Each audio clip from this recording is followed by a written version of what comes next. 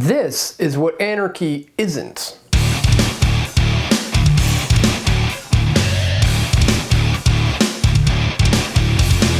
This is what anarchy is.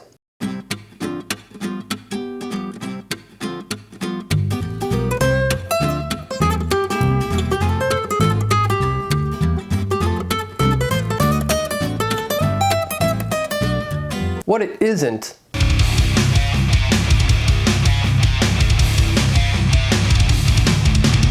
What it is.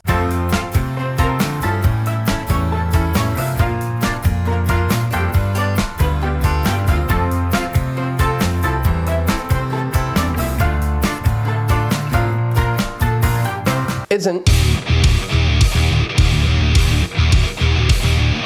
Is.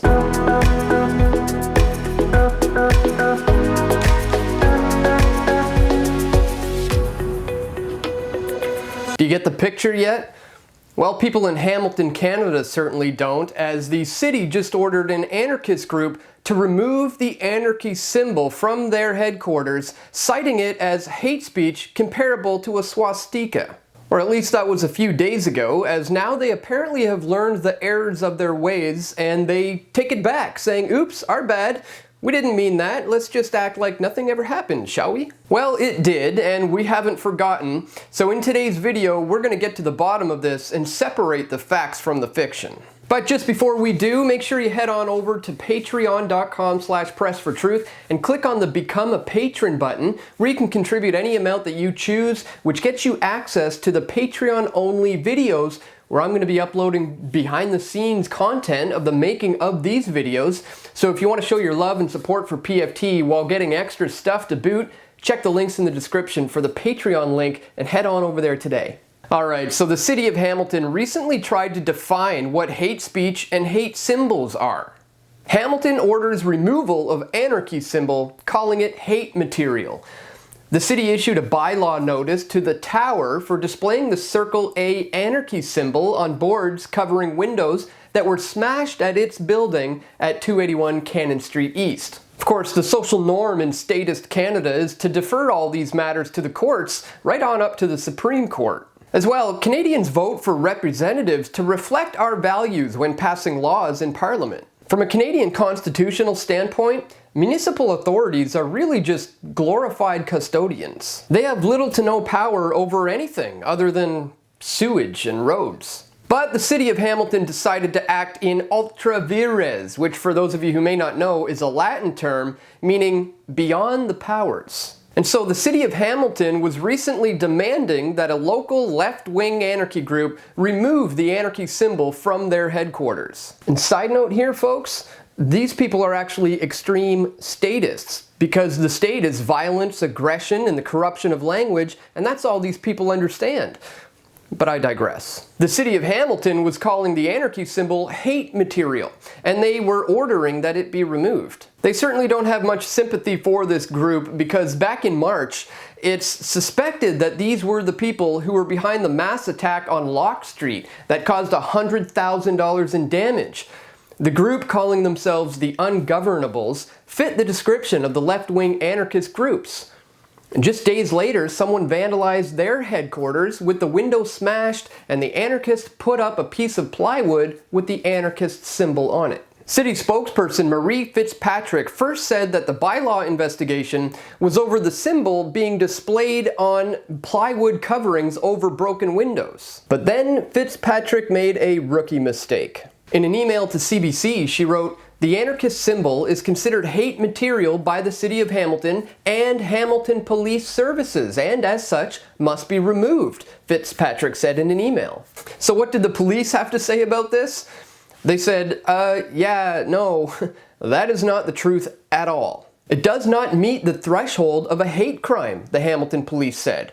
To the best of our knowledge, it is classified as an extreme left sign. So I don't know where the direction came that Hamilton police have identified it as a hate crime sign, because as per our hate crime coordinator, this is not the case. Even this guy here, the head of Hamilton's new anti-racism center, a man who sees racism around every corner, even he doesn't see a problem with the anarchist symbol. Most anarchy groups in the past have been seen as anti-racist and anti-hate, he said. They are pro-people and anti-government. So all the so-called experts agree. The anarchy symbol is used by multiple groups with different purposes and sometimes varying beliefs, as is the case with anarcho-communists versus anarcho-capitalists. Simply put, the circled A can't be a hate symbol. It doesn't even attack racial or ethnic or religious groups. It doesn't even attack statists per se. It just opposes statist philosophy. And that's why they've recently pulled a complete 180 on this, and now this is what they have to say. Hamilton now says it gave improper order to remove anarchy symbol. City is backtracking on its order that put the symbol in the same category as the swastika. Hamilton is now saying it gave an improper order when it forced a local anarchist group to remove the circled A anarchy symbol from its headquarters and called it hate material, similar to the swastika. The change of heart comes 2 days after a CBC News report on the bylaw order, a move that prompted widespread backlash on social media. Bylaw enforcement realizes the order was improper in terms of exceeding the scope of its bylaw, which is intended primarily to address property damage and maintenance and not content of signage. City spokesperson Jen Racine said in an email Thursday. Now, she said, the city is updating its staff training and the mayor says that it's now clear to him that the anarchy symbol is not a hate symbol. All right, they figured it out. But is this just one in a series of potential mishaps for the city of Hamilton? Hamilton looks at banning hate groups from using public parks. Hamilton city officials are looking into banning hate groups from parks and public facilities. But first, they have to be sure they're properly defining what a hate group is. City Council's General Issues Committee ordered a staff report Wednesday about how to draw up such a ban. So the city has actually wasted money forming a committee on something that is obviously going to be completely rejected by the courts. Then again, this is Canada. The city's committee consulted numerous ethnocultural, racial, indigenous, and LGBT groups, as well as police, parks and rec staff, and the city's newly formed Anti-Racism Resource Center. Mayor Fred Eisenberger approved of these decisions, but he wants to make sure the city has a solid definition of what constitutes a hate group, as opposed to just groups that disagree with each other. I don't want to see hate groups in our community, let alone renting our facilities or parks, he said. But we have to be careful in defining what a hate group is. In some cases, he said, it's subjective. In some cases? Try in nearly every single case, unless the group is openly calling for genocide. Last time I checked, even the far alt-right wasn't calling for the genocide of minorities. Just the recognition that, and this is them speaking, that the white race is objectively better, not that others should die. Not that any of this matters though. There's already an Ontario Human Rights Code that prohibits recrimination based on age, except when voting or buying alcohol or cannabis. Based on race, unless you're white. Based on ethnic origin, except Western European or North American. Based on disability, the more you have, the more handouts you get. Based on gender identity, I'm a fire truck. Gender expression, I feel like a fire truck. And sexual orientation, I'm attracted to fire trucks. Other groups like the Afro-Caribbean Association are worried that without a community conversation, the ban may infringe on people's freedoms of expression. It has to look at how can we proceed to make a more fruitful and strategic move so at the end of the day, everyone wins, said Evelyn Myrie, a local diversity advocate.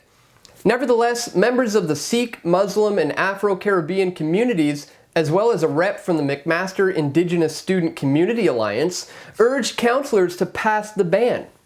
If we allowed hate groups the space and opportunity to engage in hate speech, this places minority groups in a very dangerous position indeed, said Ray Fawaz, a Muslim of Lebanese origin. Again, as I've said many times, you can't import a bunch of people here without Western values and expect them to embrace Western values. I mean, for crying out loud, we have people who were born here, who were raised without Western values, who are enforcing this nonsense. And why this scare over hate groups? Last year, the Sons of Odin did some protests and park cleanups.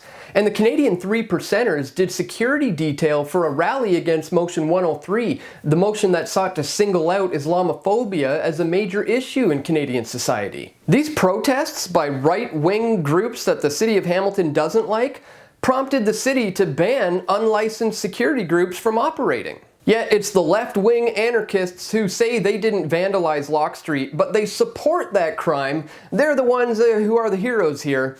And it's the wretched, ill-defined alt-right who is the problem. Well, I have a solution for you guys. It's called privatization. Return property to its rightful owners. The less state we have, the better off everyone is. Initiatives like secession, decentralization, deregulation, and abolition, those are going to bring us closer to the goal of destating nature, that is, parks and public spaces that are privately owned and therefore far more efficient and fair than government bureaucracy. People say, we can't abolish government parks and nature preserves. Capitalism runs on profit only, and we can't have for-profit parks. But this ignores non-profit societies, church property, charities, and other means of operating private property for non-profit purposes. In fact, only free markets can provide a sane, workable, non-profit organization. You see, it's the state that is always making political decisions that benefit some at the expense of others. If you love nature and city parks and want them preserved, then true property rights are needed. As God told Adam and Eve, be fruitful and multiply and replenish the earth and subdue it. Have dominion over all the fish of the sea and the fowl of the air and every living thing that crawls upon this earth. So on that note, may God's will be done. This, Your Majesty, is Rupert, our young editor. How do you do, Rupert? How do you do? Sit down. And what's that you're reading? Karl Marx? Surely you're not a communist. Do I have to be a communist to read Karl Marx? Rupert. That's a valid answer. Well, if you're not a communist, what are you? Nothing. Nothing? I dislike all forms of government. But somebody must rule. And I don't like the word rule. Well, if we don't like the word rule, let's call it leadership. Leadership in government is political power, and political power is an official form of antagonizing the people. What magazine did you say he edits? A commentary on current events. Pardon me, Ambassador. But, my dear young man, politics are necessary. Politics are rules imposed upon the people. In this country, rules are not imposed. They are the wish of all free citizens. Travel around a bit, then you'll see how free they are. Yes, but you didn't let me finish. They have every man in a straitjacket, and without a passport, he can't move a toe. But if you'll allow me to In a free world, they violate the natural rights of every citizen. But you don't let me fully... They have become the weapons of political despots. Yes, but may And I... if you don't think as they think, you're deprived of your passport. Will you allow me To leave a country is like breaking out of jail. Yes, and but... to enter a country is like going through the eye of a needle. But Am I free to travel? Of course you're free to travel. Only with a passport. Will you allow me to say something? Only with a passport. Do animals need passports? Have you finished? It's in Congress that in this atomic age of speed, we are shut in and shut out by passports. If you'll shut up and let somebody else talk... And free speech, does that exist? No, you've got it all. And free enterprise. We were talking of passports. Today, it's all monopoly.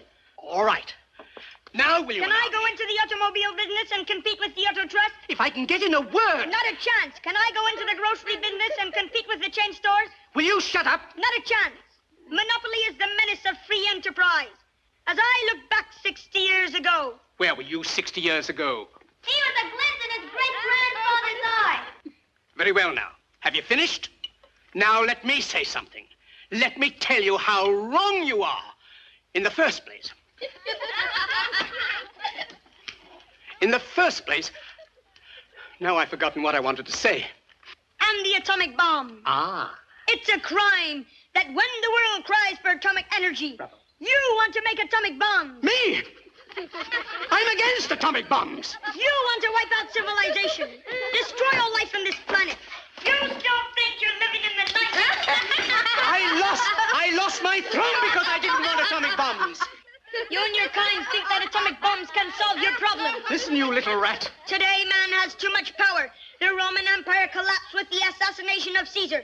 And why? Because of too much power. Feudalism blew up with the French Revolution. And why? Because of too much power. And today the whole world will blow up. And why? Because of too much power. The monopoly of power is a menace to freedom. It degrades and victimizes every individual.